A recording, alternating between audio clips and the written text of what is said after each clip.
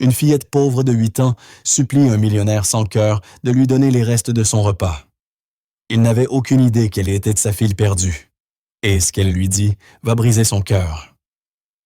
La chaleur d'été faisait miroiter le pavé devant le Bel-Ami sur la Seine, le restaurant le plus exclusif de Paris. Emma Dubois, 8 ans, pressait son petit visage contre la vitre, observant les riches convives à l'intérieur. Ses cheveux blonds tombaient en mèches emmêlées sur ses épaules maigres. Sa robe autrefois blanche était désormais grise après des semaines sans lavage convenable. Ses chaussures, trop usées, étaient rafistolées avec du ruban adhésif. « Viens, Emma », murmura Marthe Laurent, tirant doucement le bras de l'enfant. « Nous ne devrions pas être ici. » Marthe était famille d'accueil pour Emma depuis seulement 6 mois. Âgée de 62 ans, ses doigts tordus par l'arthrite et ses factures médicales s'accumulant, elle avait accepté la petite alors que personne d'autre ne voulait d'elle. L'avis d'expulsion, reçu la semaine dernière, brûlait encore dans sa poche.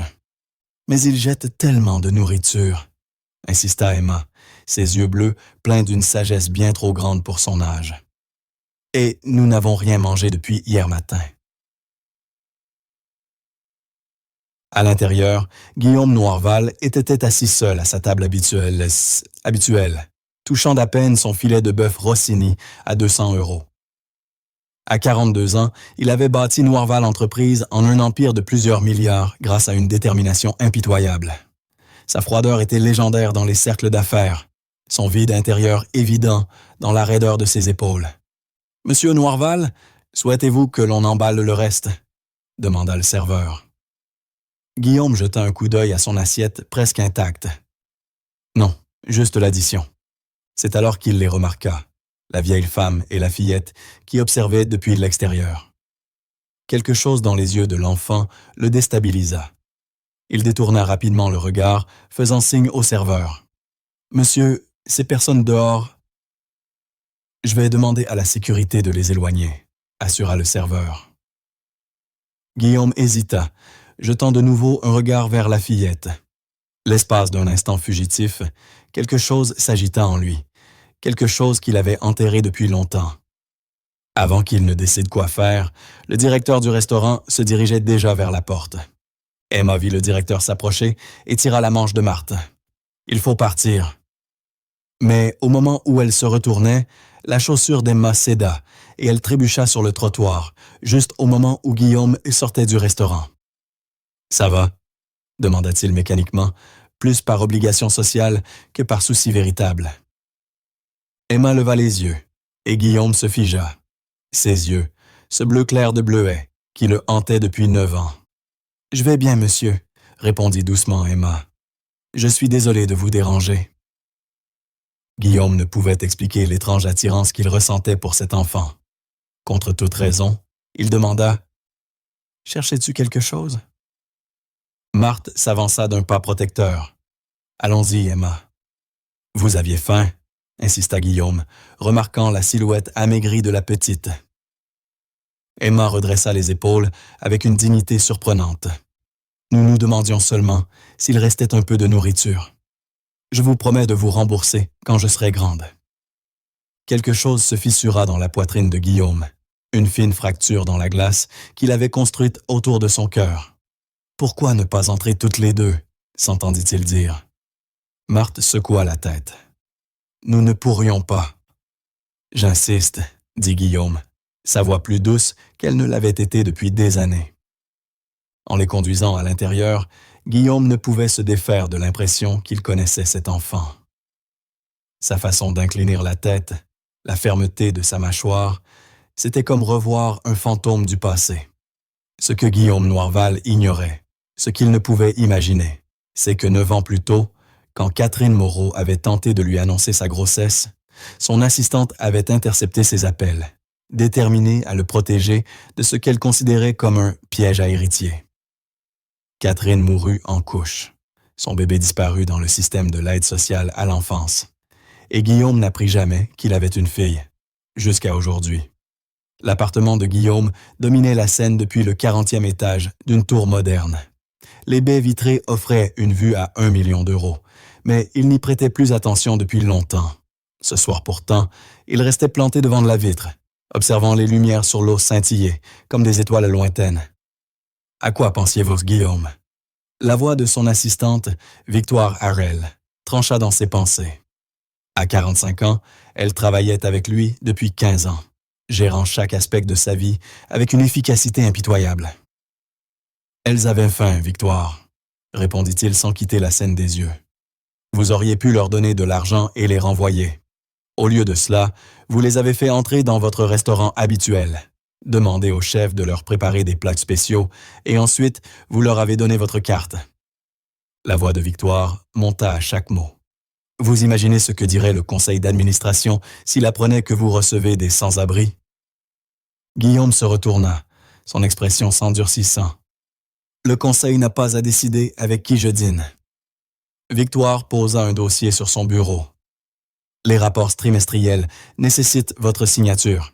Et vous avez la réunion Anderson demain à 8 heures. » Alors qu'elle se tournait pour partir, Guillaume demanda.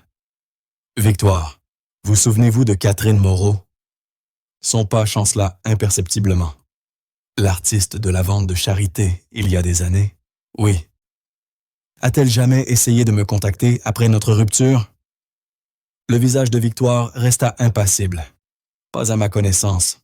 Pourquoi cette question? »« Pour rien, » répondit Guillaume. Mais dès que Victoire quitta la pièce, il sortit son téléphone et tapa. Catherine Moreau, artiste Paris. La recherche renvoya un avis de décès datant de 7 ans. Catherine Moreau, jeune artiste prometteuse, était morte de complications lors de l'accouchement. Il n'y avait aucune mention du sort de l'enfant. Guillaume Noirval fixa la photo de Catherine Zerrin.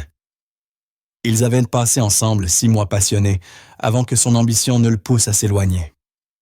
Elle avait été tout ce qu'il n'était pas, chaleureuse, créative, pleine de vie. Il avait mis fin à leur relation lorsqu'il avait compris qu'il tombait amoureux, effrayé par tout ce qui pouvait le détourner de la construction de son empire. Son téléphone sonna, interrompant ses pensées. « Monsieur Noirval, ici Marthe Laurent, que vous avez rencontré aujourd'hui. » Guillaume se redressa.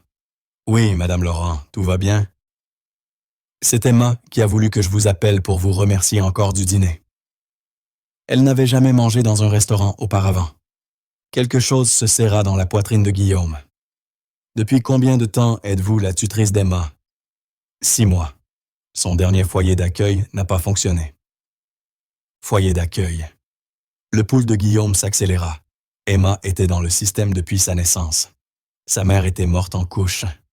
Pauvre enfant. La main de Guillaume se crispa sur le téléphone. « Madame Laurent, accepteriez-vous de venir dîner à nouveau avec Emma demain? » Après avoir raccroché, Guillaume retourna près de la vitre, l'esprit en ébullition. La date de la mort de Catherine, l'âge d'Emma, ses yeux bleus si familiers. Ce ne pouvait pas être une coïncidence. Dans le tiroir de son bureau se trouvait une petite boîte en velours qu'il n'avait pas ouverte depuis des années. À l'intérieur reposait un médaillon d'argent contenant une mèche des cheveux de Catherine, d'un rouge flamboyant comme les feuilles d'automne. Il l'avait gardée même après l'avoir quittée. Si ses soupçons étaient corrects, il avait commis la plus grande erreur de sa vie 9 ans plus tôt. Et cette fillette qui quémandait des restes était peut-être sa fille. Dans leur petit appartement, Emma serrait la vieille Bible de Marthe pendant qu'elle disait leur prière du soir. « Et merci pour Monsieur Noirval et pour le repas, » murmura Emma. « S'il te plaît, aide-moi à trouver un moyen de le rembourser un jour. » Marthe lissa les cheveux de l'enfant. « Ma chérie, les gens comme Monsieur Noirval n'ont pas besoin de notre argent. » « Ce n'est pas une question d'argent, » répondit Emma avec la sagesse de ses 8 ans. « C'est une question de promesse. » Alors qu'Emma s'endormait, Marthe remarqua un détail qu'elle n'avait jamais vu auparavant. Une petite tache de naissance derrière son oreille, en forme de croissant de lune. Catherine Moreau avait adoré l'automne à Paris. Guillaume se souvenait comme elle l'entraînait au jardin du Luxembourg pour regarder les feuilles changer de couleur, insistant pour qu'il fasse un tour de barque même lorsqu'il faisait froid. « La vie est trop courte pour être raisonnable, Guillaume, » riait-elle, ses cheveux roux volant au vent d'octobre. 9 ans plus tard, debout dans ce même jardin, Guillaume regardait Emma donner du pain aux canards, tandis que Marthe, assise sur un banc, les observait. C'était leur 4e rencontre en 2 semaines, et chacune renforçait la conviction de Guillaume. « Monsieur Noirval », appela Emma en courant vers lui, des miettes de pain encore dans la main. « Les canards m'ont dit un secret. » Guillaume s'accroupit à son niveau. « Qu'ont-ils dit? » « Ils ont dit que vous avez de la tristesse derrière vos yeux, comme Marthe quand elle pense que je ne la regarde pas. » Le souffle de Guillaume se coupa. Catherine lui avait dit exactement la même chose autrefois. « Emma, accepterais-tu que je te pose une question sur ta maman? » Le sourire de la fillette s'effaça. « Je ne sais rien d'elle, seulement qu'elle s'appelait Catherine et qu'elle est morte quand je suis né. »« Catherine ?» répéta doucement Guillaume. « As-tu quelque chose qui lui appartenait? » Emma secoua la tête. « L'incendie de mon premier foyer d'accueil a tout détruit. » Marthe les rejoignit lentement avec sa canne. « Emma, pourquoi ne donnerais-tu pas le reste du pain au canard? » Quand l'enfant fut hors de portée, Marthe dit « Elle est très attachée à vous, monsieur Noirval.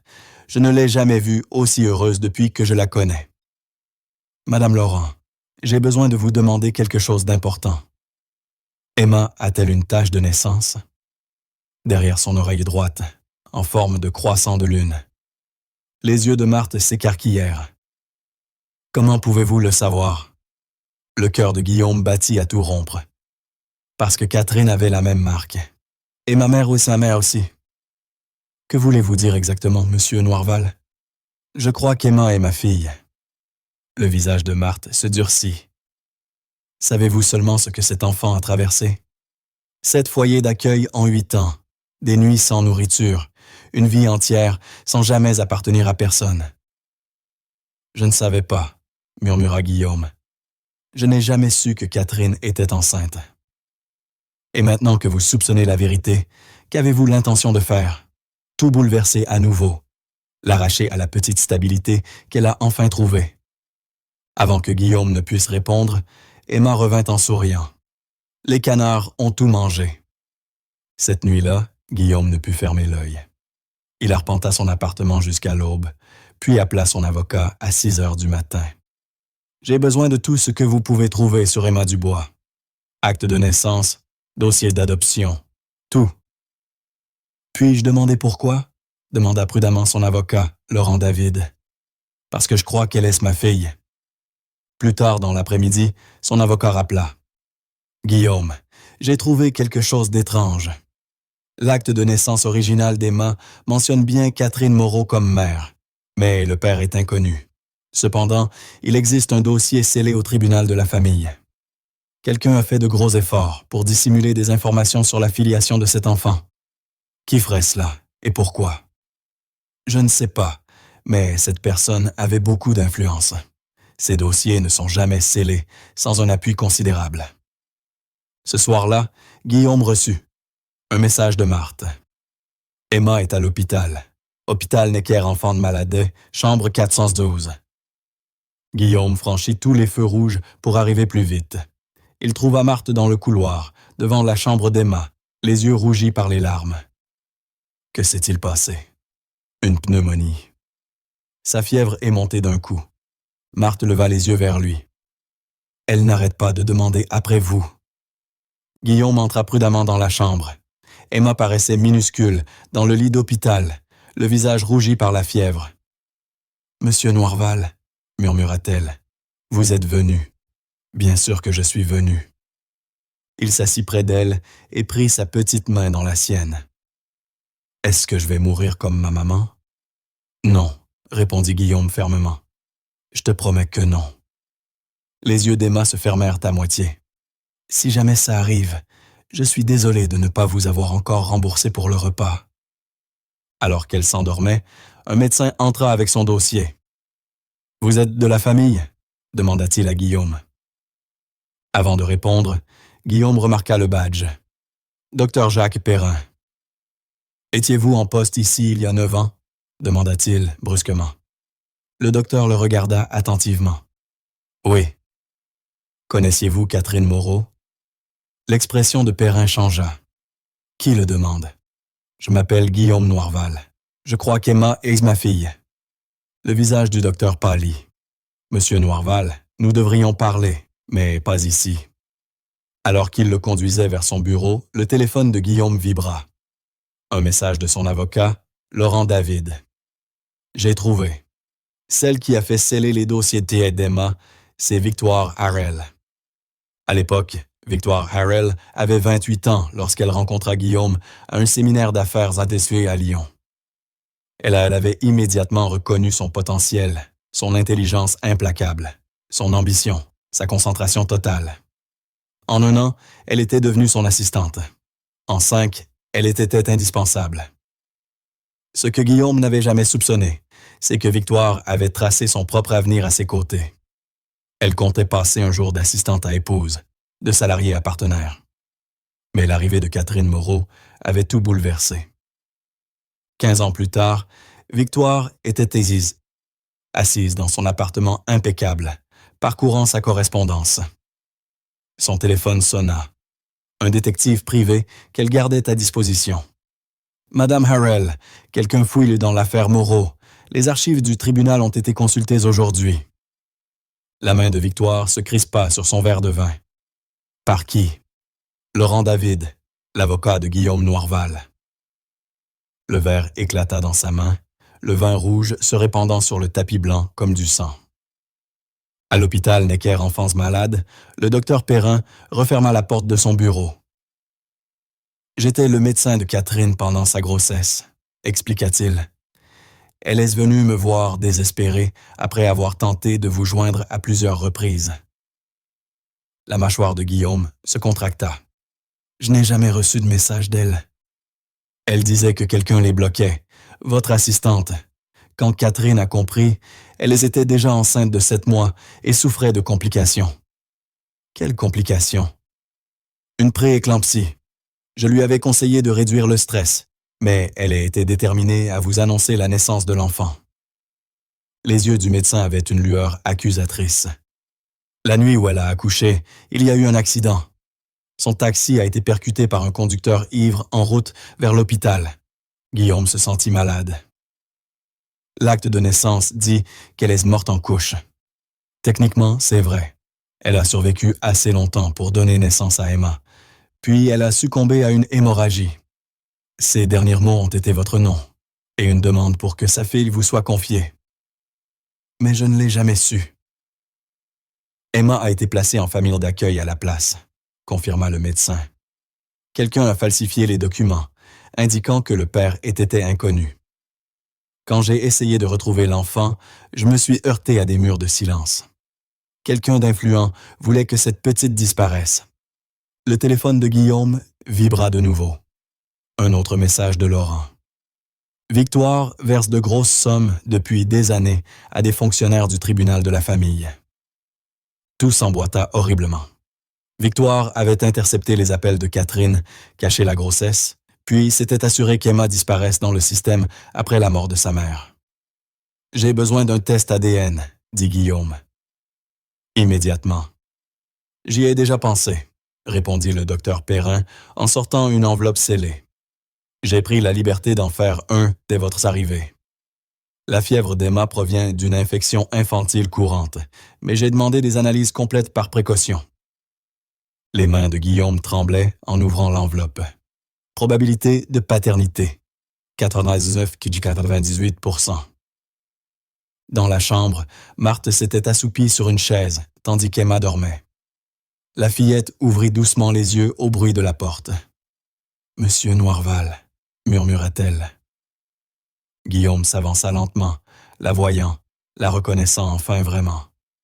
Sa fille, son enfant, la famille qu'il n'avait jamais su qu'il avait.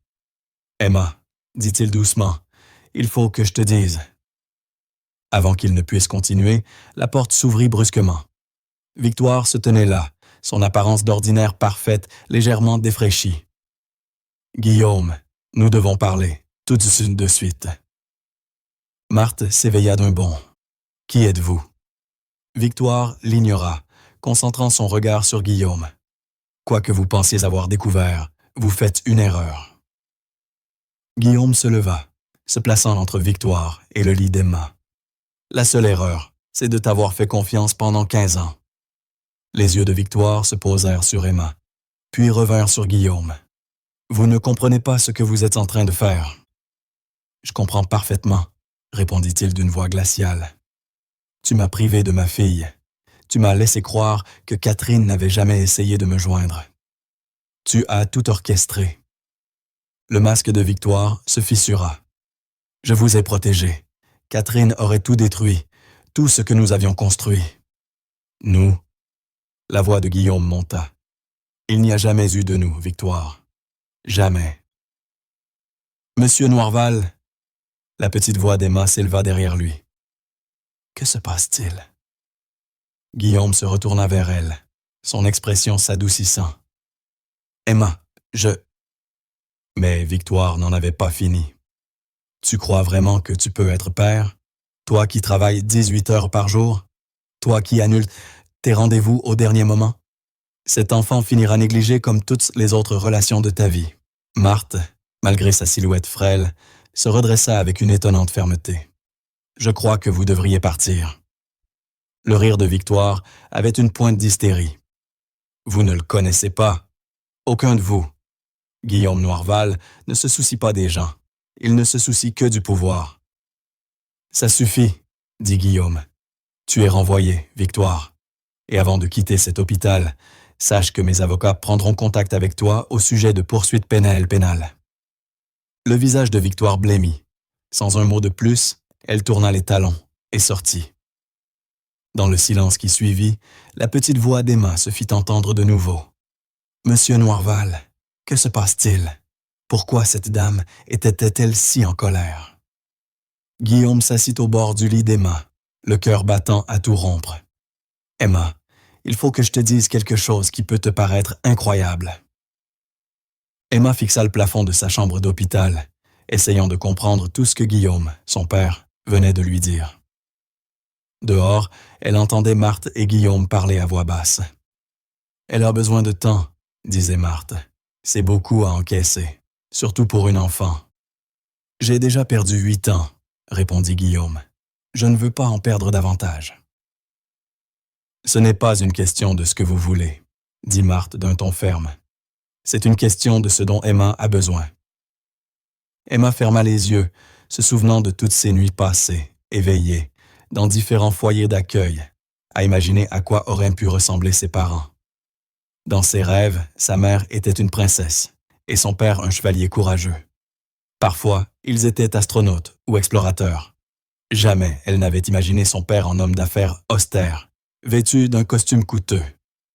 Et pourtant, quelque chose en elle l'avait reconnu dès le premier jour, devant le restaurant. Quelque chose l'avait attirée vers lui, avant même qu'elle ne connaisse la vérité. La porte s'ouvrit et Guillaume entra seul, l'air inhabituellement incertain. « Je peux m'asseoir » demanda-t-il. Emma hocha la tête, scrutant son visage à la recherche de traits familiers. Ils avaient les mêmes yeux, la même mâchoire volontaire. « As-tu des questions pour moi » demanda Guillaume. Emma en avait des centaines, mais une seule lui paraissait importante à cet instant. « Est-ce que tu as aimé ma maman » L'expression de Guillaume s'adoucit. « Oui, plus que je n'étais prêt à l'admettre, même à moi-même. »« Alors pourquoi l'as-tu quittée » Guillaume soupira, choisissant ses mots avec soin. « J'avais peur. Construire mon entreprise avait toujours été mon seul objectif. Quand j'ai rencontré ta mère, elle m'a donné envie d'autre chose, et ça m'a effrayé. Quelle chose? Une vraie vie, une famille, l'amour. » Il baissa les yeux sur ses mains. « J'ai passé 9 ans à bâtir un empire, Emma, et je ne me suis jamais senti aussi riche que durant ces 6 mois avec Catherine. Serais-tu resté si tu avais su pour moi? » Guillaume plongea son regard dans celui de sa fille. En un battement de cœur. Emma réfléchit un instant. « Et maintenant, qu'est-ce qui va se passer? »« Cela dépend aussi de toi, » répondit Guillaume. « Légalement, je suis ton père, et je voudrais que tu viennes vivre avec moi, mais je comprends que ce soit bouleversant. »« Et Marthe » demanda Emma. « Elle a besoin de moi. Guillaume acquiesça. Marthe fera toujours partie de ta vie, je te le promets. Emma resta silencieuse un long moment. Est-ce que je peux y réfléchir? Bien sûr. Guillaume se leva. Je devrais te laisser te reposer.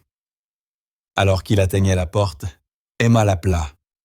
Monsieur Noirval, je veux dire, tu peux m'appeler comme tu veux, répondit-il doucement. Guillaume, décida-t-elle. Merci de m'avoir trouvé. Le lendemain matin, le docteur Perrin donna le feu vert à la sortie d'Emma avec des instructions pour les soins à venir.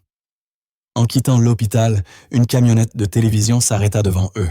« Monsieur Noirval, est-il vrai que vous avez découvert une fille perdue depuis longtemps? » Instinctivement, Guillaume protégea Emma des caméras. Pas de commentaires. D'autres journalistes surgirent, criant des questions. Guillaume prit Emma dans ses bras et se dirigea rapidement vers sa voiture où Marthe les suivait tant bien que mal, avec ses jambes douloureuses. « Comment ont-ils appris cela? » demanda Marthe une fois à l'abri. Le visage de Guillaume s'assombrit. « Victoire !» De retour à l'appartement de Marthe, ils trouvèrent un avis d'expulsion sur la porte.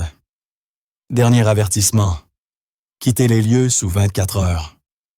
J'allais te le dire, confia Marthe à Emma. Je ne voulais pas t'inquiéter pendant ta maladie.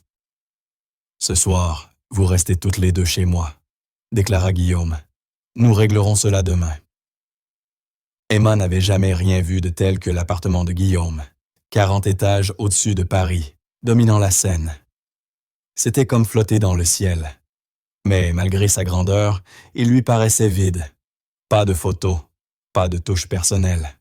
Rien qui donnait l'impression que quelqu'un y vivait vraiment. « Je vais faire préparer les chambres d'amis », dit Guillaume. Cette nuit-là, Emma n'arrivait pas à dormir. Elle erra dans le salon et trouva Guillaume à la fenêtre, contemplant les lumières de la ville. « Toi non plus, tu n'arrives pas à dormir ?» demanda-t-il sans se retourner. « C'est trop silencieux », avoua Emma. Dans les foyers d'accueil, il y avait toujours du bruit. D'autres enfants, des adultes qui se disputaient, les sons d'une maison. « J'ai quelque chose pour toi », dit Guillaume en sortant une petite boîte de son bureau. C'était à ta maman. À l'intérieur, Emma découvrit un médaillon d'argent. Lorsqu'elle l'ouvrit, elle y trouva une mèche de cheveux d'un rouge éclatant. « Les cheveux de ma maman », souffla-t-elle. Guillaume acquiesça.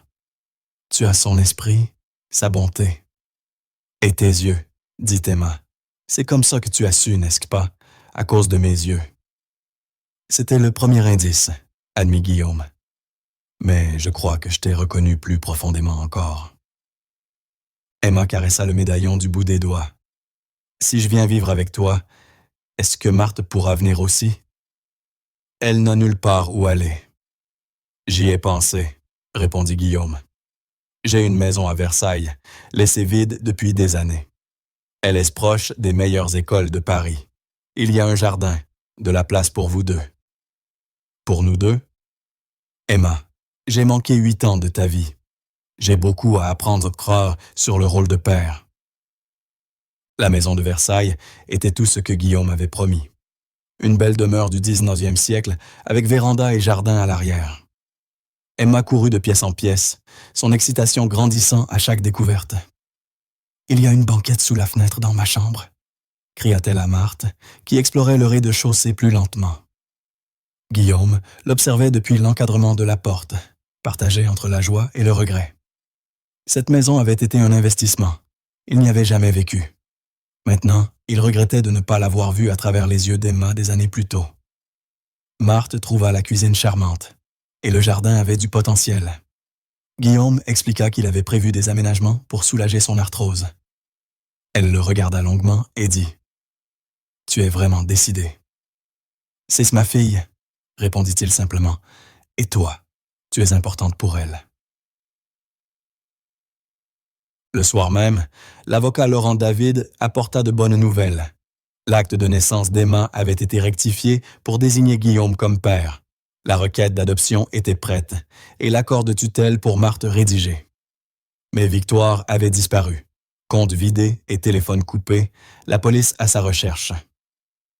Plus tard, Guillaume trouva Emma dans sa chambre, disposant ses maigres biens sur une commode. Un ours en peluche usé, un livre écorné et le médaillon contenant les cheveux de sa mère. Quand il lui demanda si elle aimait la maison, elle répondit avec enthousiasme que « ça ressemble à une vraie maison ». Assis à côté d'elle, Guillaume lui parla de l'adoption. Emma réfléchit et déclara qu'elle voulait porter le nom d'Emma Moreau-Noirval pour garder une partie de sa mère avec elle. Guillaume, la gorge serrée, trouva cela parfait. Le lendemain, alors qu'ils dînaient dans leur nouvelle cuisine, le téléphone de Guillaume ne cessait de sonner. Le conseil était en ébullition.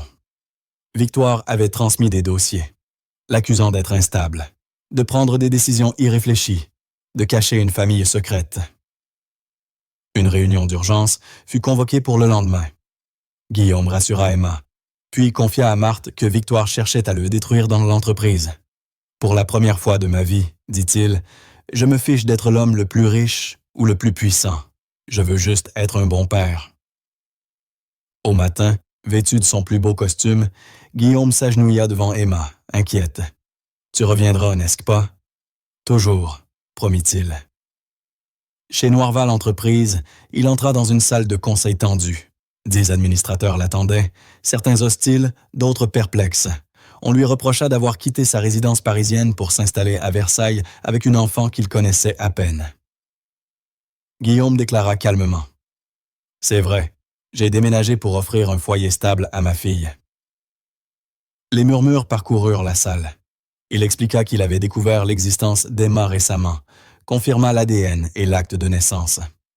Alors que les questions fusaient encore, la porte s'ouvrit brutalement et Victoire entra, impeccable comme toujours. « Je crois pouvoir répondre à certaines questions, » dit-elle d'une voix lisse. Guillaume se raidit. « Tu n'es pas la bienvenue ici. Le conseil m'a invité, » rétorqua-t-elle en prenant place. Pendant 1 heure, elle dressa un portrait à charge, parlant de son comportement erratique, de ses décisions émotionnelles, de son attention divisée. Certains administrateurs hochaient la tête, visiblement convaincus. Enfin, Guillaume se leva. « Depuis 15 ans, j'ai consacré chaque instant éveillé à cette entreprise. J'ai sacrifié mes relations personnelles, mes vacances, même ma propre santé pour les entreprises Montclair. » Il regarda autour de la table. « En retour, je vous ai construit l'une des sociétés les plus prospères de France. » Les membres du conseil frissonnèrent d'inconfort. « Mais maintenant, pour la première fois, je construis autre chose, une relation avec ma fille. Si cela fait de moi quelqu'un d'inapte à diriger à vos yeux, très bien, je vendrai mes parts et je m'en irai aujourd'hui. » Véronique Durand sourit triomphalement. Mais Louis Montclair poursuivit. « Avant de voter, vous devez savoir que Véronique Durand a interféré dans mes communications personnelles, falsifié des dossiers en 3D les entreprises et commis plusieurs délits pour cacher ma fille. » La police est en route pour l'arrêter pour ces crimes. Le sourire de Véronique se figea. « Vous bluffez. » Les portes de la salle du conseil s'ouvrirent de nouveau et 2 policiers entrèrent. « Véronique Durand ?» demanda l'un d'eux. « Nous avons un mandat d'arrêt à votre encontre. » Alors que Véronique était escortée menottée, le président du conseil racla sa gorge. « Louis, peut-être avons-nous été hâtifs dans notre jugement. » « Ah, ça. » Louis vérifia sa montre. « Si rien d'autre, j'ai promis à ma fille d'être à la maison pour le dîner. » Ce soir-là, alors qu'il mangeait une glace sur la balançoire de la véranda, Élise demanda « Tout va bien avec votre entreprise maintenant? » Louis sourit. « Tout va bien, mais même si ce n'était pas le cas, tu es plus importante. » Élise se pencha contre son épaule. « J'ai réfléchi à ce que vous avez dit à propos de m'adopter. Et j'aimerais ça, » dit-elle simplement. « J'aimerais vraiment être ta fille. » Alors que le crépuscule d'été s'épaississait autour d'eux, Louis ressentit une paix qu'il n'avait jamais connue. L'empire qu'il avait passé sa vie à bâtir lui sembla soudain insignifiant face à ce moment. Cette véranda, cet enfant. À l'intérieur de la maison, Marguerite les observait par la fenêtre. souriant à travers ses larmes.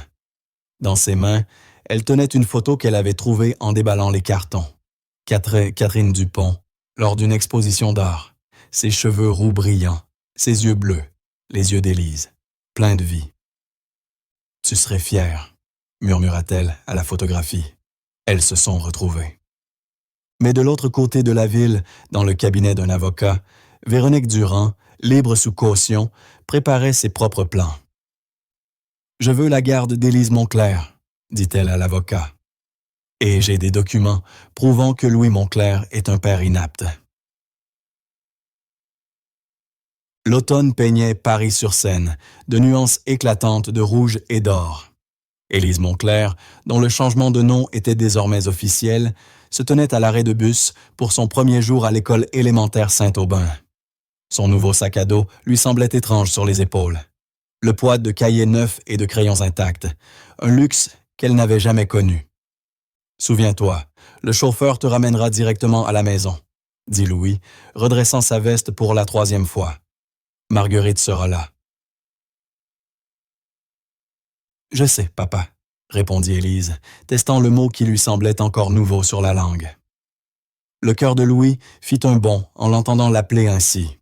Depuis un mois, ils construisaient leur relation jour après jour, lisant ensemble le soir, prenant le petit déjeuner chaque matin, apprenant à être père et fille après 8 années perdues. « Tu vas y arriver », l'assura-t-il, bien que son propre estomac se noie d'inquiétude. Alors que le bus jaune approchait, Élise le serra rapidement dans ses bras. « Ne t'inquiète pas autant », chuchota-t-elle, semblant bien plus âgée que ses 8 ans. Louis regarda jusqu'à ce que le bus disparaisse au coin de la rue, puis se dirigea vers son bureau temporaire à la maison Monclerc. Il avait réorganisé son emploi du temps, déléguant davantage à son équipe exécutive et travaillant à distance 3 jours par semaine. Le conseil avait accepté à contre-cœur ces changements après l'affaire Véronique. À propos de Véronique, sa requête de garde avait été déposée la semaine précédente. Les avocats de Louis lui assurèrent qu'elle s'était infondée. Véronique n'avait aucun lien avec Élise et aucun droit légal pour réclamer la tutelle. Mais la simple existence du dossier provoquait une anxiété constante chez Louis. Son téléphone sonna. C'était son avocat. « Laurent, dis-moi que le juge a rejeté la demande de Véronique. » « Pas exactement, » répondit Laurent d'un ton grave. « Elle a modifié sa requête avec une nouvelle allégation. Elle prétend être la demi-sœur de Catherine. » Louis faillit laisser tomber son téléphone. C'est impossible. Elle a fourni des documents, des actes de naissance montrant le même père, des photographies d'elle ensemble enfants. Si c'est fabriqué, c'est extrêmement bien fait. Cela doit être fabriqué. Catherine n'a jamais mentionné de sœur. Demi-sœur, corrigea Laurent. Et selon la requête de Véronique, elles étaient séparées depuis des années avant le décès de Catherine. Elle affirme n'avoir découvert l'existence d'Élise que récemment à travers la couverture médiatique de votre réunion. L'esprit de Louis s'emballa. Même si cela était vrai, cela ne lui donne aucune priorité sur moi. Je suis le père biologique d'Élise. Normalement, non. Mais la requête de Véronique inclut des allégations selon lesquelles je serais un parent inapte à cause de mon emploi du temps et de mon manque d'expérience en garde d'enfants.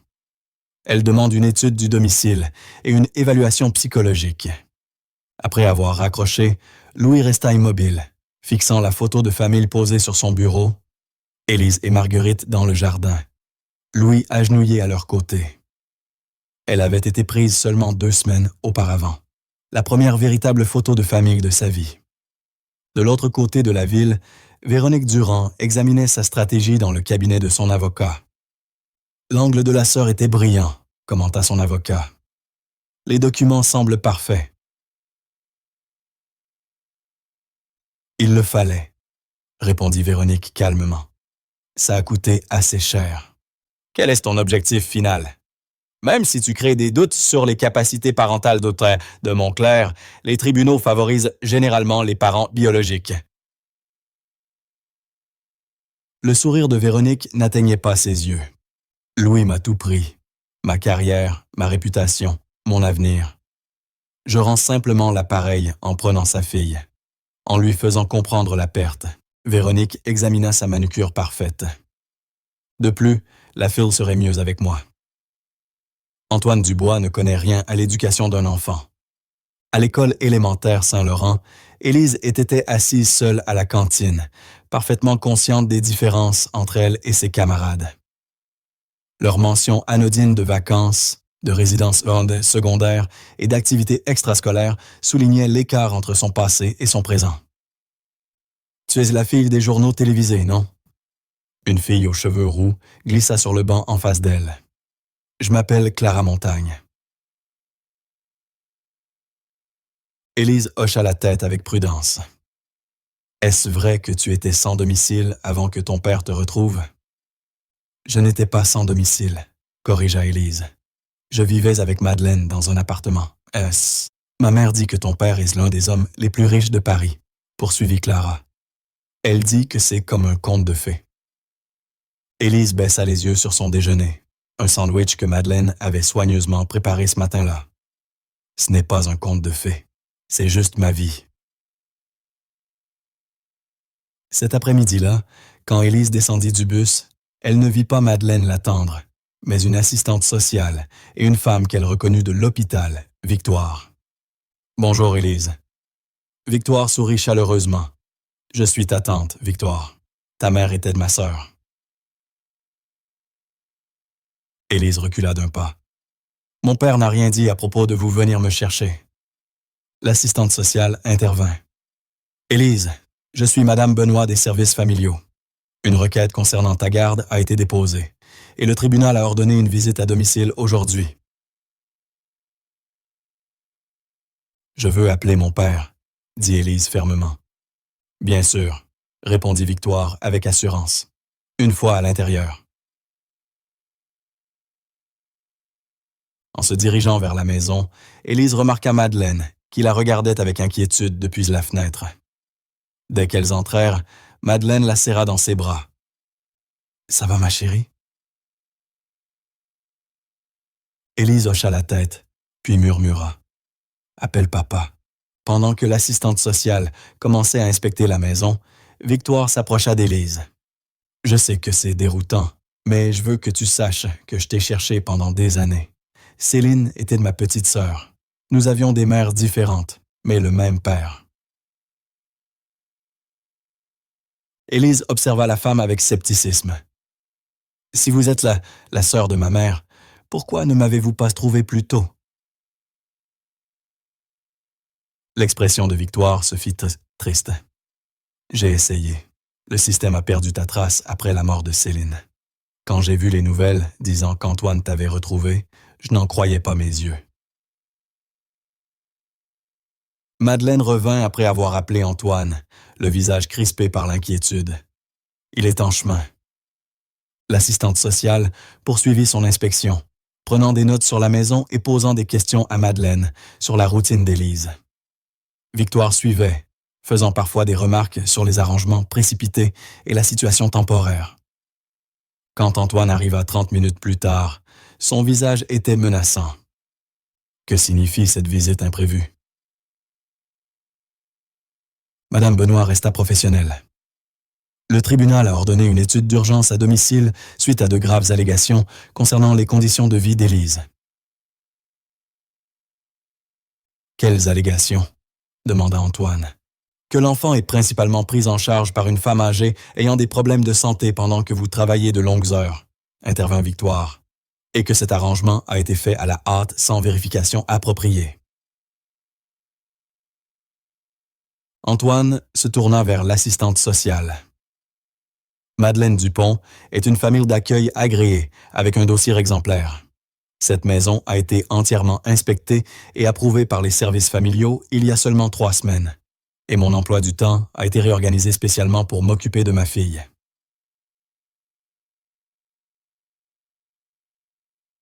Madame Benoît acquiesça. Monsieur Dubois, je ne fais que suivre les ordres du tribunal. Je devrais parler à Élise seule dans le cadre de mon évaluation.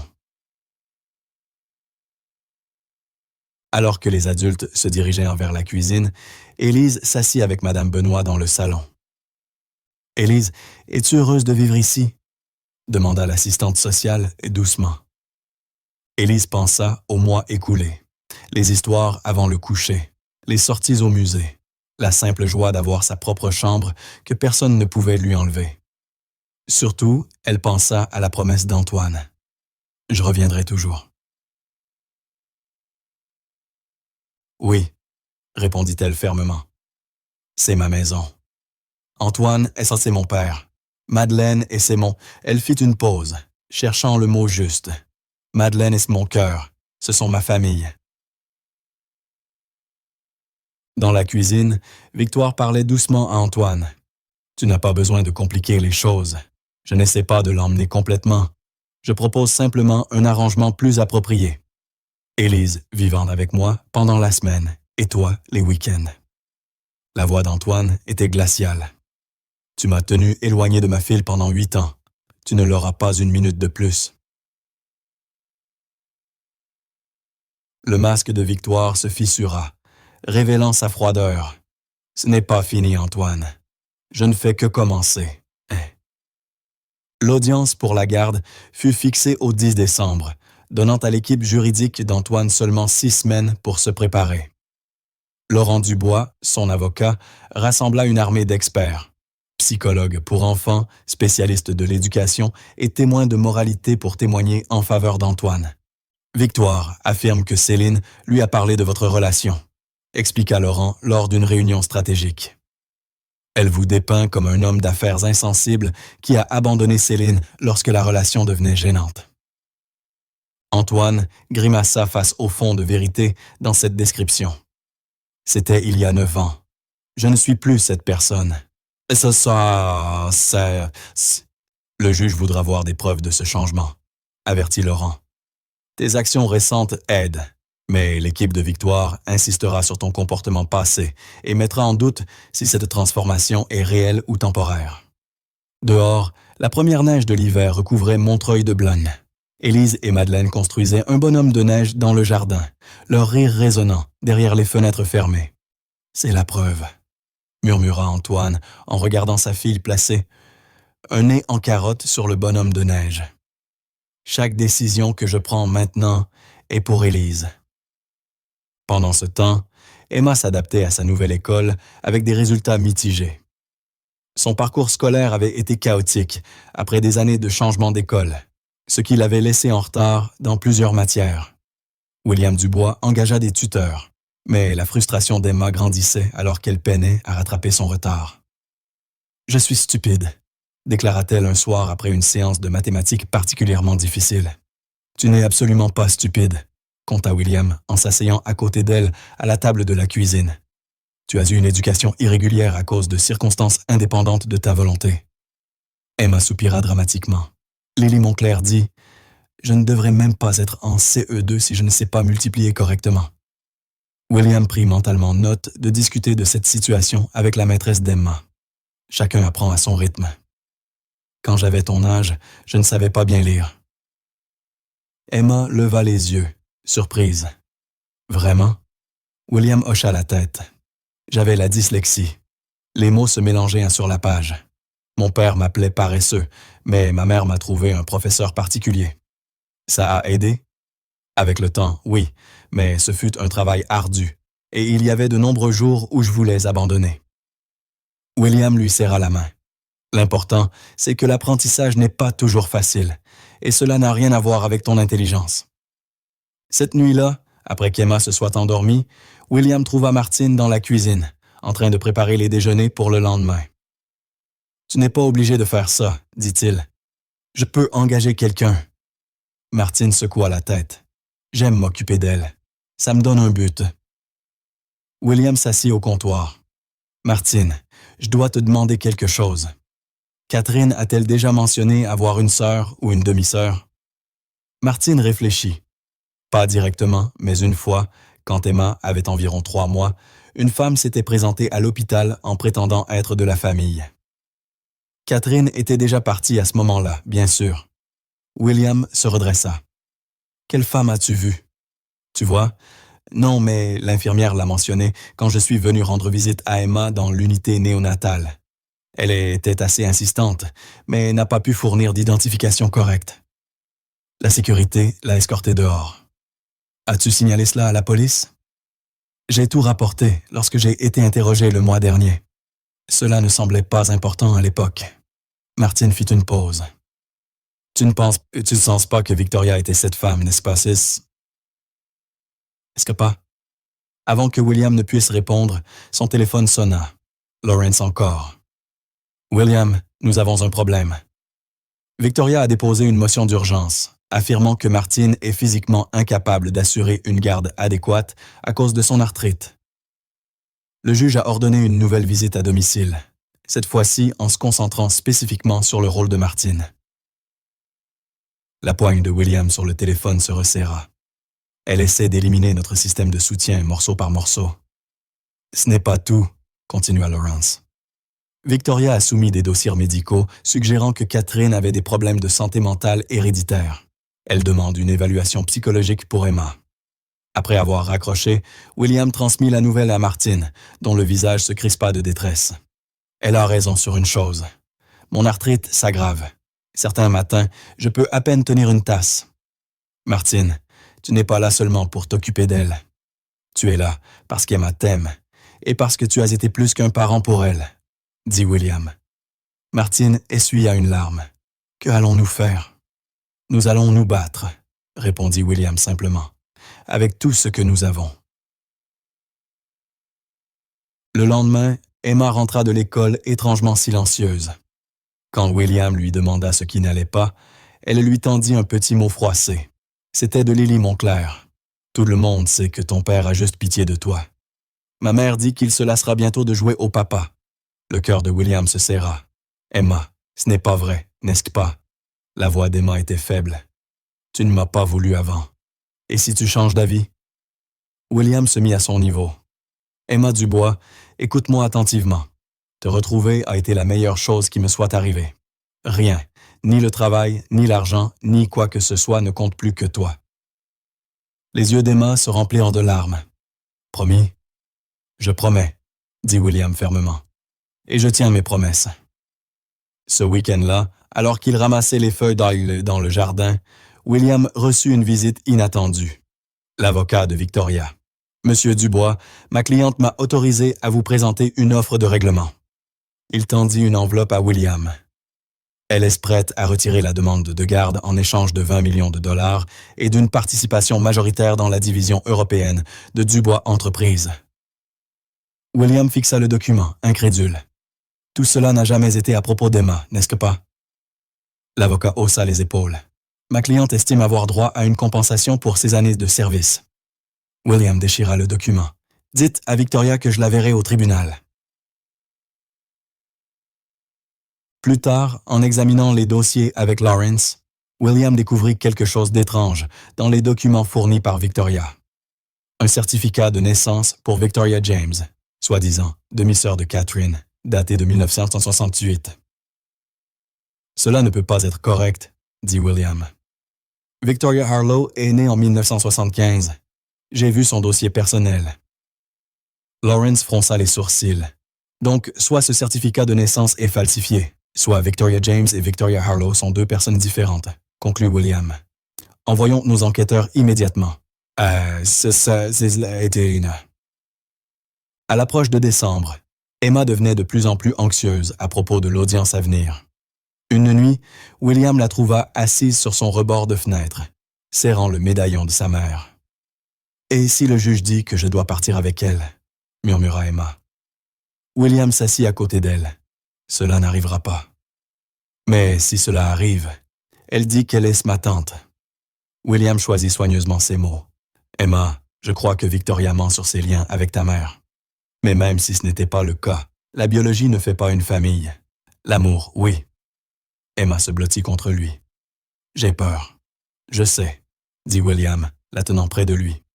« Mais souviens-toi de ce que nous avons lu dans ton livre hier soir.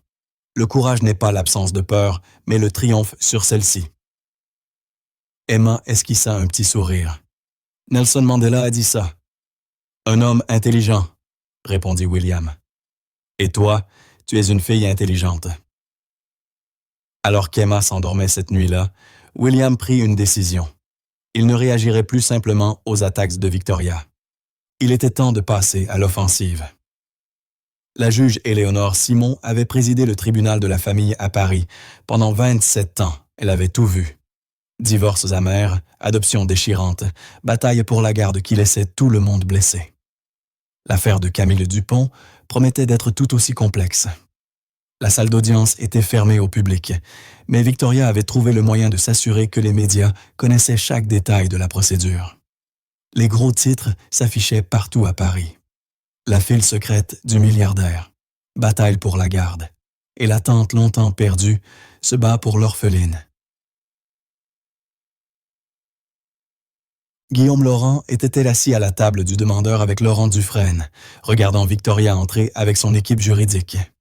Elle portait un tailleur bleu marine classique, les cheveux simplement coiffés, l'image même de la sollicitude respectable. Tout le monde se lève, appela l'huissier lorsque la juge Simon entra.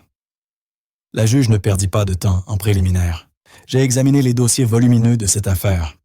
Avant de commencer, je veux clarifier une chose. Ma seule préoccupation est le bien-être de l'enfant. Les vendettas d'entreprise ou les griefs personnels ne m'intéressent pas. Est-ce compris? Les deux équipes juridiques hochèrent la tête. L'avocat de Victoria ouvrit avec un récit convaincant. Une tante dévouée à la recherche de l'enfant de sa sœur pour la retrouver sous la garde temporaire d'un père obsédé par le travail qui avait abandonné la mère des années auparavant.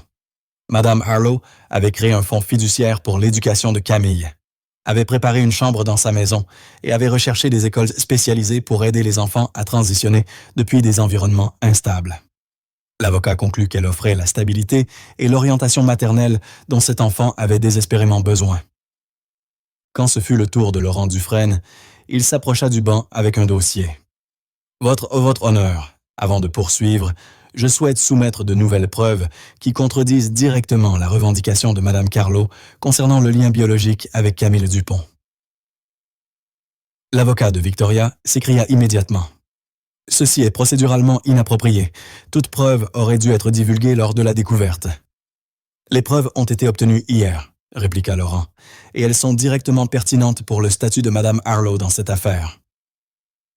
La juge Simon examina les documents, son expression devenant de plus en plus sévère. Madame Harlow, ces dossiers indiquent que l'acte de naissance que vous avez fourni pour Victoria James appartient à une femme décédée en 1992. Pouvez-vous expliquer cette divergence? La composure de Victoria vacilla un instant. Il doit y avoir une erreur. Laurent poursuivit. De plus, nous avons des témoignages de la Kias, de la camarade de chambre et de l'ancien employeur de Catherine James, indiquant qu'elle n'a jamais mentionné avoir des frères ou sœurs, même demi-frères ou demi-sœurs. La juge se tourna vers l'avocat de Victoria. Maître, si votre cliente a mal représenté son lien avec cet enfant, elle n'a absolument aucun droit dans cette procédure. Victoria se pencha en avant. Votre honneur, si je peux parler directement. La juge hocha prudemment la tête. C'est vrai que Catherine et moi n'étions pas biologiquement sœurs, mais nous étions aussi proches que des sœurs. Je lui ai promis que si quelque chose lui arrivait, je m'occuperais de son enfant. La voix de Victoria se brisa de manière convaincante. J'ai passé des années à chercher Camille. Avez-vous des preuves de cette promesse? Lettres, courriels, témoins? Victoria hésita. Non, votre honneur. C'était une conversation privée. L'avocat de Guillaume intervint rapidement. Votre honneur, nous avons des preuves que Madame Harlow a activement empêché Catherine James de contacter Monsieur Laurent au sujet de sa grossesse, falsifié des documents pour cacher l'existence de Camille à son père, et s'est engagée dans une campagne systématique de harcèlement depuis que Monsieur Laurent a découvert sa fille. L'après-midi continua avec des témoignages d'experts sur le bien-être de Camille, les capacités de Martha, malgré son arthrite, et les changements dramatiques dans le mode de vie de Guillaume pour s'adapter à la paternité.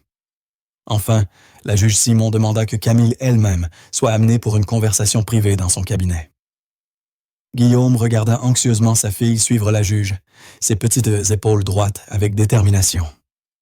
Dans le cabinet de la juge, Camille s'assit dans un fauteuil en cuir surdimensionné, ses pieds touchant à peine le sol. « Camille, » commença doucement la juge Simon, « j'aimerais te poser quelques questions sur ton lieu de vie. Il n'y a pas de bonne ou de mauvaise réponse, d'accord? » Camille acquiesça solennellement. « Es-tu heureuse de vivre avec Monsieur Laurent et Madame Tucker? » « Oui, » répondit Camille sans hésitation. « Mon père me lit chaque soir, même quand il est fatigué, et Martha me fait sentir en sécurité. » « Et Madame Harlow? Elle semble beaucoup tenir à toi. » Camille fronça les sourcils. « Elle fait semblant d'être gentille, mais elle rend mon père triste, et elle a dit qu'il se lasserait de moi. » La juge haussa un sourcil. « Quand a-t-elle dit cela? » « Quand elle est venue à mon école, elle a dit qu'elle m'emmènerait manger une glace, mais le principal ne l'a pas laissée, parce qu'elle n'était pas sur la liste. C'était une nouvelle pour tout le monde. Victoria avait tenté de retirer Camilla de l'école, sans autorisation. « Camille, si tu pouvais choisir où vivre, que voudrais-tu? » Camille regarda la juge droit dans les yeux. « Je veux rester avec mon père et Martha. Ce sont ma famille maintenant. » Lorsque le tribunal se réunit à nouveau, la juge Simon avait l'air grave. Sur la base des preuves présentées et de ma conversation avec Camille, je suis prête à statuer sur cette affaire. Elle se tourna vers Victoria. « Madame Harlow, je considère que votre prétention de lien familial est sans fondement. De plus, je considère que vos actions, y compris la tentative de retirer l'enfant de l'école sans autorisation, sont profondément inquiétantes. » Le visage de Victoria pâlit. « Je rejette votre requête de garde avec préjudice, ce qui signifie que vous ne pouvez pas la déposer à nouveau sur ces bases. De plus, je délivre une ordonnance restrictive vous interdisant de contacter Camille Dupont ou de vous approcher de son domicile ou de son école. » Guillaume sentit un immense soulagement l'envahir. « Monsieur Laurent, » poursuivit la juge, « je vous accorde la garde légale complète de Camille Dupont, avec Madame Martha Tucker reconnue comme gardienne secondaire. La procédure d'adoption pourra donc se poursuivre comme prévu. » En quittant le palais de justice, les journalistes se pressèrent pour obtenir des déclarations. Guillaume se contenta de dire « La justice a été rendue aujourd'hui. Ma fille rentre enfin à la maison, là où est sa place. » Dans la voiture, Camille demanda « C'est vraiment fini? Elle ne peut plus m'emmener loin de toi? » Guillaume la serra fort contre lui. « C'est vraiment fini. Tu es coincée avec moi maintenant, ma grande. » Mais tandis que leur voiture s'éloignait, Victoria observait depuis les marches du tribunal, le regard froid et calculateur. « Ce n'est pas fini, » murmura-t-elle. « Loin de là. » Noël transforma la maison de Montreuil en un véritable royaume de lumière et de décoration. Camille, qui n'avait jamais connu un vrai Noël, se lança dans les préparatifs avec un enthousiasme débordant, traînant Guillaume et Martine de magasin en magasin à la recherche des décorations parfaites. « Est-ce que toi et ma mère avez déjà passé Noël ensemble? » demanda Camille un soir en décorant le sapin. Guillaume accrocha soigneusement un flocon de neige en cristal. « Non, nous étions ensemble au printemps et en été. À Noël, j'étais déjà... » Il s'interrompit, cherchant les mots justes. « Parti », conclut Camille d'un ton simple. Guillaume hocha la tête, surpris par sa franchise. « Oui, et c'est mon plus grand regret. » Camille réfléchit un instant. « Mais si tu n'étais pas parti, tu aurais peut-être été avec elle dans le taxi quand il a eu l'accident. Alors je vous aurais perdus tous les deux. » Guillaume regarda sa fille, stupéfait par sa maturité. C'est une façon très sage de voir les choses. Camille haussa les épaules. Martine dit que tout arrive pour une raison, même les choses tristes. En parlant de Martine, sa santé s'était détériorée depuis l'audience. Le stress du procès, combiné au froid de l'hiver, avait aggravé son arthrite. Guillaume engagea une infirmière pour l'aider, mais l'indépendance fière de Martine en faisait une patiente difficile. « Je ne suis pas une infirme », protesta-t-elle, lorsque l'infirmière voulut l'aider à descendre les escaliers. « Bien sûr que non », répondit Guillaume diplomatiquement.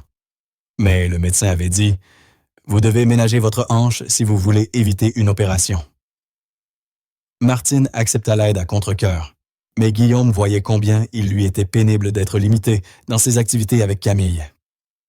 L'adoption fut finalisée le 22 décembre, juste à temps pour Noël.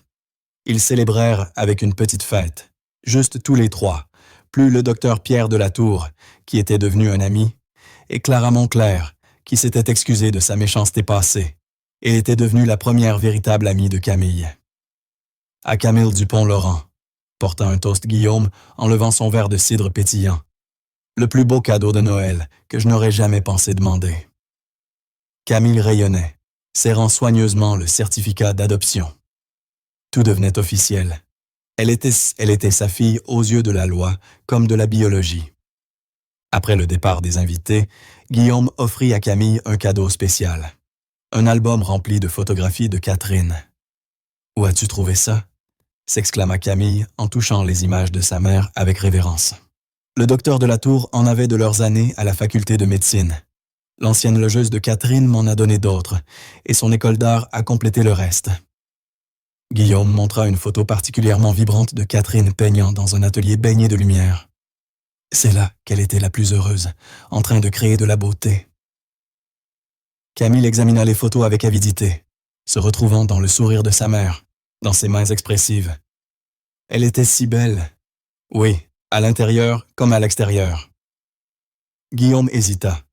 « Il y a autre chose que je veux te montrer. » Il la conduisit au bureau où un tableau était accroché au-dessus du bureau. Un paysage du port de Paris au coucher du soleil. Les couleurs vibrantes et vivantes. « Ta mère a peint ça. C'est la dernière chose qu'elle m'a donnée avant. » Guillaume déglutit, avant que je ne commette l'erreur de partir. Camille effleura la toile doucement. « Elle t'a pardonné, tu sais. Comment peux-tu le savoir? Parce que moi je l'aurais fait. Et je suis à moitié elle. » Le matin de Noël, ils furent réveillés par un appel urgent de la société de sécurité. Une tentative d'effraction avait eu lieu pendant la nuit. Rien n'avait été volé, mais l'alarme avait mis l'intrus en fuite. La police a trouvé des empreintes dans la neige, expliqua l'agent de sécurité. Ils vont augmenter les patrouilles dans votre quartier. Guillaume le remercia, puis se tourna pour voir Camille dans l'embrasure de la porte, son pyjama de fête encore froissé par le sommeil. « Il y a un problème ?» demanda-t-elle. Guillaume força un sourire. « Rien d'important, prêt à voir ce que le Père Noël a apporté ?» L'incident jeta une ombre sur la journée, même si Guillaume fit de son mieux pour ne rien montrer. Le soir, après qu'Emma se fut couchée, Martine l'affronta. « Tu crois que c'était Victoria, n'est-ce pas ?» Guillaume hocha gravement la tête. L'ordonnance restrictive ne semble pas la dissuader. Que veut-elle? La juge a rejeté sa demande complètement. Je ne suis pas sûr que ce soit encore à propos de Camille, admit Guillaume. Je crois que c'est une question de vengeance. Le lendemain matin, Guillaume reçut un SMS d'un numéro inconnu. Tu ne pourras pas la protéger pour toujours. Il contacta immédiatement la police, qui retraça le numéro à un téléphone jetable payé en espèces. Ils acceptèrent d'intensifier les rondes dans le quartier, mais sans preuve directe de l'implication de Victoria, leurs options restaient limitées. Guillaume engagea une sécurité supplémentaire, discrète mais vigilante, qui surveillait la maison et suivait le bus scolaire de Camille. Il fit installer un système de sécurité ultramoderne et s'assura que Camille comme Martine connaissaient les protocoles d'urgence. Le réveillon du Nouvel An arriva sous une neige lourde, les confinant à la maison. À l'approche de minuit, Camille luttait pour rester éveillée, déterminée à voir la nouvelle année commencer. « Ce sera ma première année entière comme une Laurent », déclara-t-elle fièrement. William souriait, bien que ses yeux se déplacent constamment vers les fenêtres, scrutant les menaces. La première d'une longue série. Juste avant minuit, le courant tomba, plongeant la maison dans l'obscurité. « Restez ici », ordonna William en tendant la main vers la lampe de poche qu'il gardait près du canapé. « Papa », la voix d'Emma trembla légèrement. « C'est juste la tempête », la rassura-t-il, bien qu'il n'en soit pas totalement convaincu. Alors que William se dirigeait vers le tableau électrique, il entendit un bruit venant de la cuisine, le léger clic du loquet de la porte.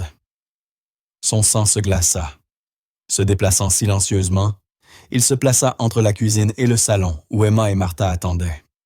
Une silhouette glissa par l'encadrement de la porte, brièvement illuminée par le faisceau de la lampe de poche. William se jeta sur l'intrus, le plaquant au sol. Il y eut une brève lutte avant que l'équipe de sécurité, alertée par la coupure de courant, n'arrive en courant. « Appelez la police !» ordonna William, maintenant l'intrus au sol. Lorsque les lumières se rallumèrent enfin, William réalisa qu'il ne s'agissait pas de Victoria, mais d'un jeune homme qu'il n'avait jamais vu auparavant. « Qui êtes-vous » demanda William. « Victoria Harlow vous a-t-elle envoyé ?» Les yeux terrifiés du jeune homme parcouraient la pièce. « Je ne connais aucune Victoria. J'avais juste besoin d'argent, mec. Cet endroit avait l'air riche. » La police arriva quelques instants plus tard et emmena le cambrioleur présumé en garde à vue. Au fil de l'interrogatoire, il devint clair qu'il disait la vérité. Juste un toxicomane désespéré cherchant des objets de valeur à voler, pas un agent de Victoria. William se sentit ridicule de sa paranoïa, mais quelque chose ne lui semblait toujours pas correct. Le timing était trop parfait. Plus tard dans la nuit, alors qu'il vérifiait qu'Emma dormait, son téléphone vibra avec un nouveau message du numéro inconnu. La diversion est un outil si utile, n'est-ce pas? Bonne année, William. William resta figé, horrifié à mesure que la réalité s'imposait. Le cambrioleur n'était qu'une distraction, mais de quoi? Il commença immédiatement à inspecter la maison pièce par pièce. Rien ne semblait déranger ou voler. Enfin, dans son bureau, il remarqua que le tableau, dernier cadeau de Catherine, était légèrement de travers. Derrière, un petit coffre-fort mural, où il conservait des documents importants, restait intact, toujours verrouillé. Mais collé à sa porte, se trouvait une photo qu'il n'avait jamais vue. Catherine, visiblement enceinte, assise dans une salle d'attente d'hôpital, avec en bas la mention écrite de sa main. En attente de voir le Dr. Peterson pour notre bébé. Si seulement William répondait à mes appels. Quelqu'un avait pénétré dans sa maison. Quelqu'un qui voulait qu'il sache qu'il avait accès à des informations sur Catherine qu'il n'avait pas. Quelqu'un qui voulait le rendre vulnérable. Victoria. Alors que la nouvelle année se levait, William prit une résolution. Il était temps de mettre fin à cette menace une bonne fois pour toutes. Janvier apporta un froid glacial et une nouvelle vague d'angoisse. William augmenta encore la sécurité, installant des caméras dans toute la maison et sur le terrain. Emma se plaignait de cette surveillance constante, mais William ne pouvait se défaire de l'impression que Victoria préparait quelque chose. « Tu deviens obsédé », observa Martha un soir après qu'Emma se soit couchée. « Tu dors à peine, tu regardes les vidéos de surveillance en permanence, et tu as annulé 3 déplacements professionnels importants. » William se frotta les yeux fatigués.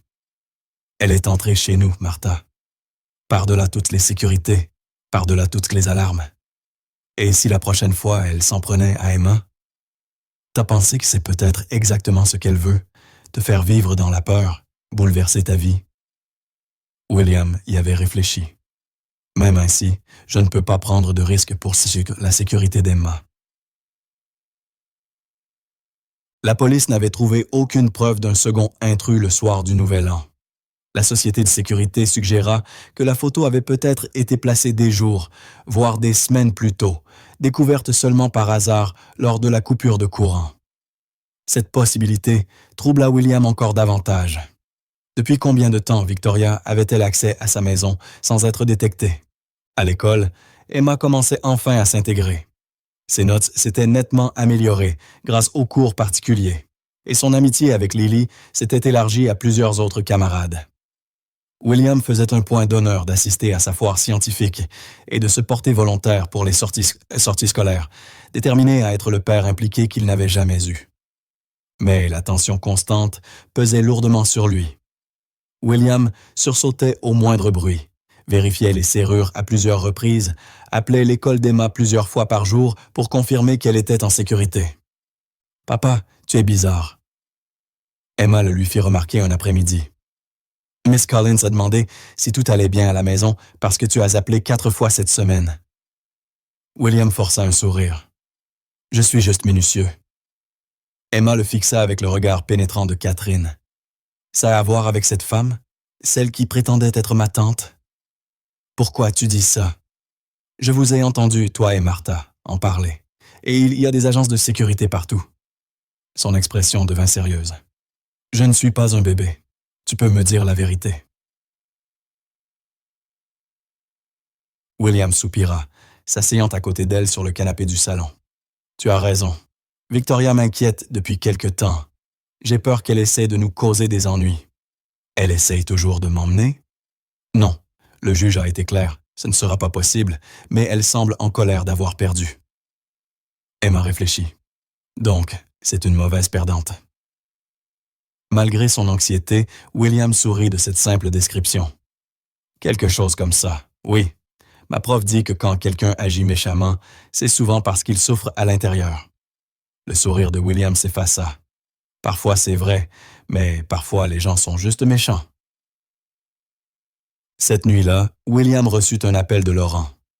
Nous avons trouvé quelque chose d'intéressant dans les finances de Victoria. Elle a effectué des paiements réguliers à quelqu'un de l'hôpital mémorial de Nouvelle-Bretagne depuis 8 ans. William fronça les sourcils. Quel genre de paiement?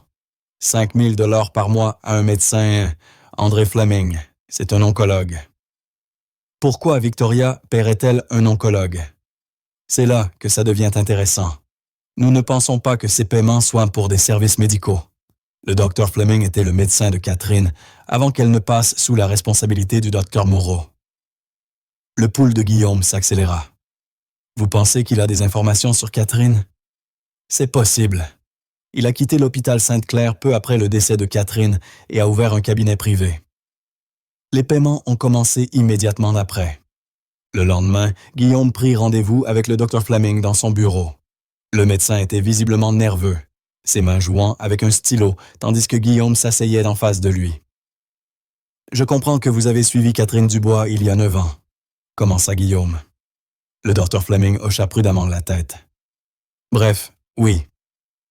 Elle a été transférée aux soins du Dr Moreau au cours de son 2e trimestre. Pourquoi ce changement? » Le médecin hésita. Madame Dubois avait exprimé des inquiétudes concernant la confidentialité. Elle croyait que quelqu'un consultait ses dossiers médicaux de manière inappropriée. « Victoria Lefebvre », déclara Guillaume sans détour. La surprise du Dr Fleming confirma le soupçon de Guillaume. « Vous êtes au courant de ça? Je sais que Victoria vous paye 5 000 $ par mois depuis 8 ans. Ce que je ne sais pas, c'est pourquoi. » Le médecin pâlit visiblement. « Monsieur Blackwood, je pourrais perdre ma licence. Docteur, je ne cherche pas à vous causer des ennuis, mais Victoria Lefebvre m'a empêché de voir ma fille pendant 8 ans, et maintenant elle menace notre sécurité. J'ai besoin de comprendre quel pouvoir elle a sur vous. » Le docteur Fleming resta silencieux un long moment. Enfin, il ouvrit un tiroir et en sortit un dossier. Victoria travaillait comme assistante administrative à l'hôpital Sainte-Claire avant de rejoindre votre société. Elle avait accès aux dossiers des patients. Elle a consulté les dossiers de Catherine, demanda Guillaume, bien qu'il connaissait déjà la réponse. Oui. Quand Catherine s'est rendue compte que quelqu'un divulguait ces informations, elle a confronté Victoria directement. Il y a eu une altercation. Le docteur Fleming marqua une pause. Victoria a poussé Catherine dans un escalier. Guillaume sentit le sang lui monter au visage. Quoi? Catherine n'a pas été gravement blessée, mais elle a menacé de porter plainte. Victoria l'a convaincue de ne pas le faire en promettant de cesser d'interférer. Le docteur Fleming baissa les yeux sur ses mains. Victoria est venue me voir après, offrant de l'argent pour falsifier des dossiers montrant que Catherine était tombée accidentellement. J'ai refusé, mais quand Catherine est morte, Victoria a menacé de m'impliquer dans la falsification. Depuis, elle me paye pour garder le silence. Guillaume eut du mal à digérer cette information. Victoria a agressé physiquement une femme enceinte, ma petite amie enceinte, et elle vous fait du chantage pour couvrir ça. Oui. Et ce n'est pas tout. Le docteur Fleming tendit le dossier à Guillaume. L'accident de Catherine. L'accident de taxi n'était pas un hasard. Le chauffeur a déclaré avoir été forcé de quitter la route par un autre véhicule qui a pris la fuite. L'enquête policière n'a rien conclu.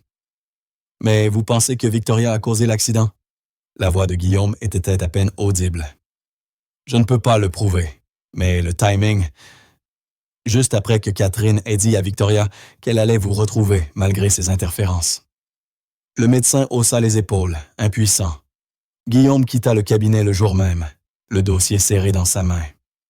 Si ce que le docteur Fleming suggérait était vrai, Victoria n'avait pas seulement caché Emma à Guillaume. Elle pourrait être responsable de la mort de Catherine. Il appela immédiatement Laurent. « J'ai besoin de tout ce que tu peux trouver sur l'accident de Catherine Dubois. Rapport de police, déclaration de témoins, tout. » Ce soir-là, Guillaume montra le dossier à Marthe. « Mon Dieu, » murmura-t-elle. « Tu penses que c'est vrai? » « Je ne sais pas, mais ça expliquerait l'obsession de Victoria.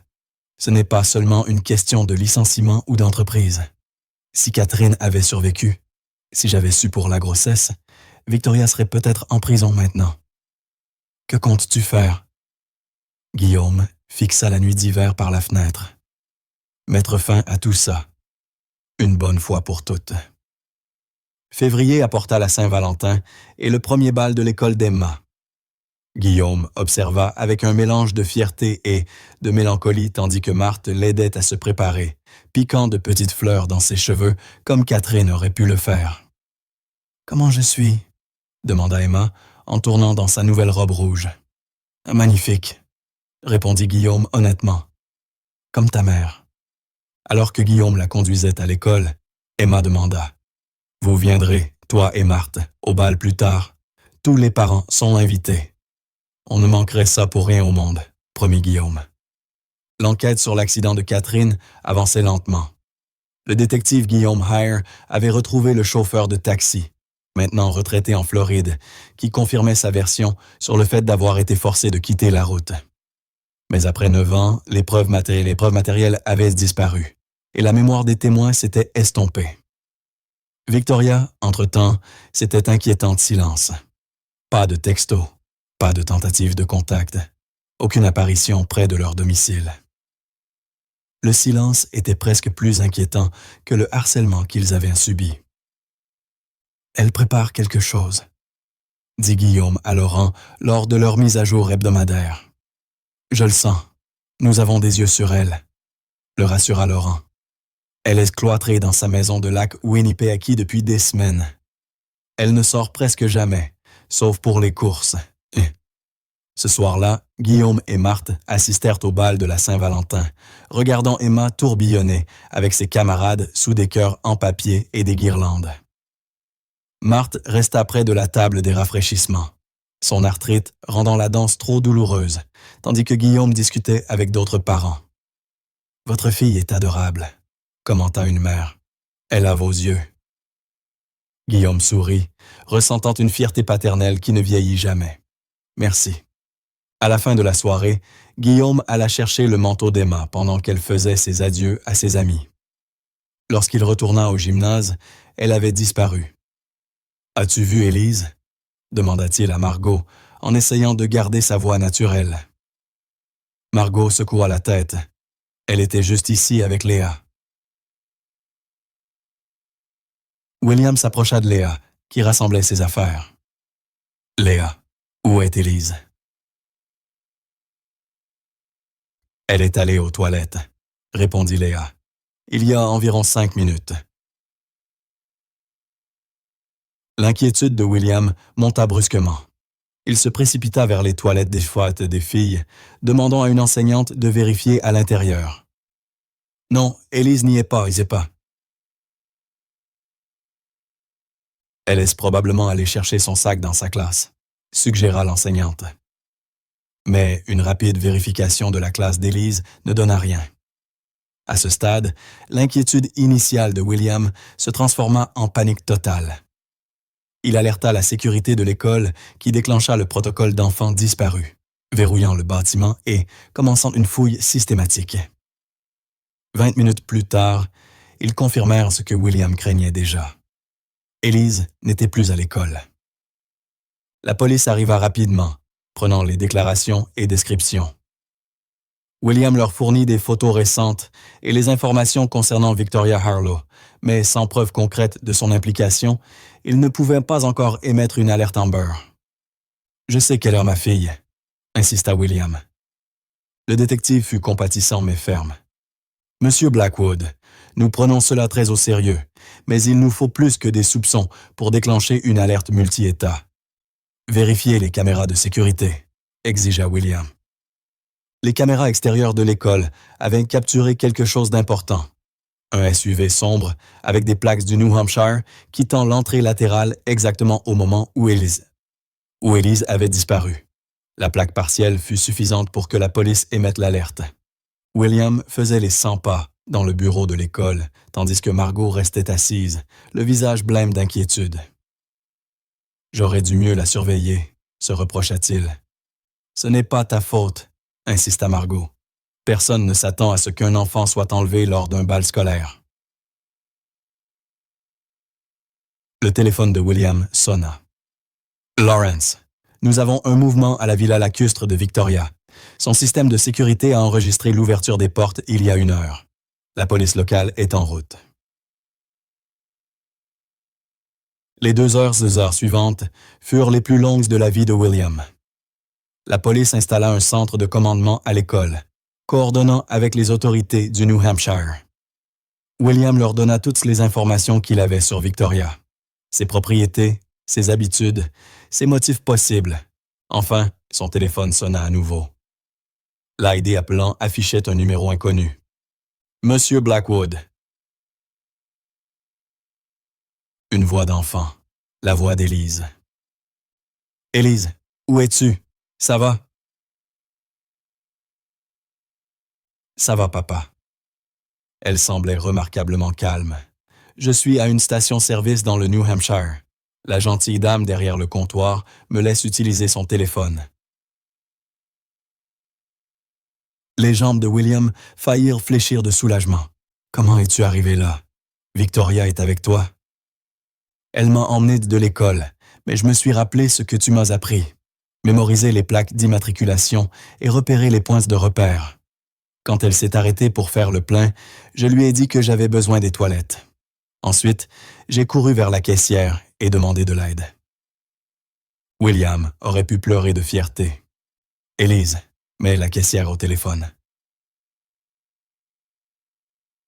La femme confirma qu'elle se trouvait dans une station-service mobile juste à l'extérieur de Meredith, New Hampshire. Victoria avait fui lorsque Élise était entrée, prenant la route du lac. Dans l'heure qui suivit, William retrouva Élise à la station-service, la serrant dans ses bras jusqu'à ce qu'elle se tortille.